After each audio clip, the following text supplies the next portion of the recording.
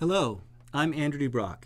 Welcome to the Acoustic Rock Essentials lesson on extended and modified chords.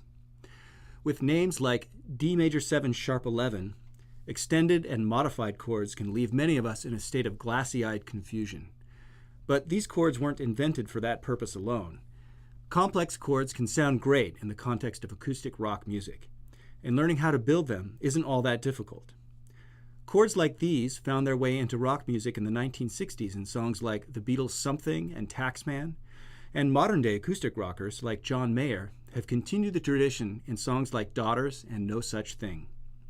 In this lesson, we'll take a look at how extended chords are built and see where we may want to use them in our own songs.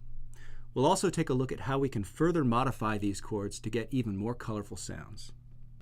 As we discussed in the 7th chords lesson, various kinds of 7th chords are built from a combination of 4 notes: a root, 3rd, 5th, and 7th. The major-minor qualities of some of these notes can vary, changing the sound of the overall chord.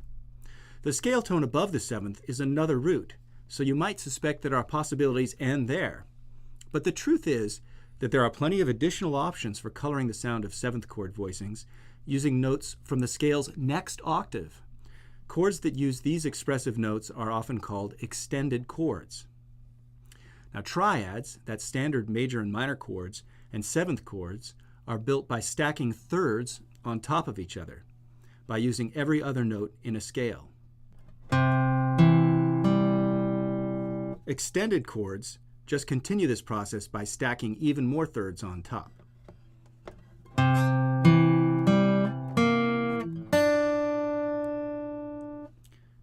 Normally, we think of a major scale as having 7 notes. The 8th note of a C major scale is the C note that falls 1 octave above the root. But the highest notes in the extended chord voicings we just looked at are even higher than that.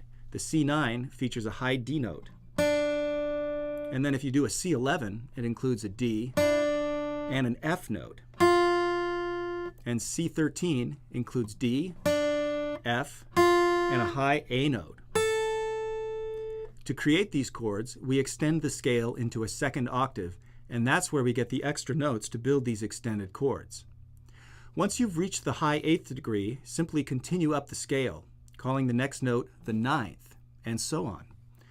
As you see in our next example, the 9th is the same note as the 2nd, only 1 octave higher. This gives us the 9th, 11th, and 13th. As our extended chord possibilities. Once you reach the 13th, you've included all 7 notes of the scale. Many different kinds of chords can include a 9th, 11th, or 13th, and it's still those important 1st octave notes, in particular the 3rd and 7th, that determine whether the chord sound is major, minor, or dominant.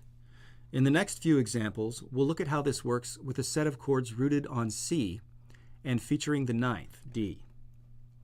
Add the 9th to a C major 7 chord, and you get a C major 9 chord.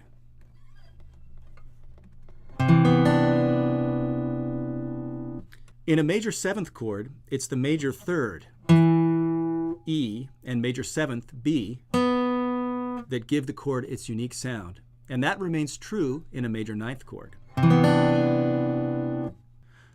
Likewise, you can add an extended note to a dominant 7th chord to get its dominant version.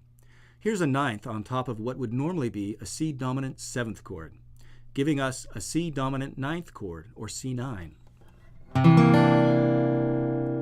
And finally, add an extension to a minor 7th chord and you get its minor version, in this case, a C minor 9th chord.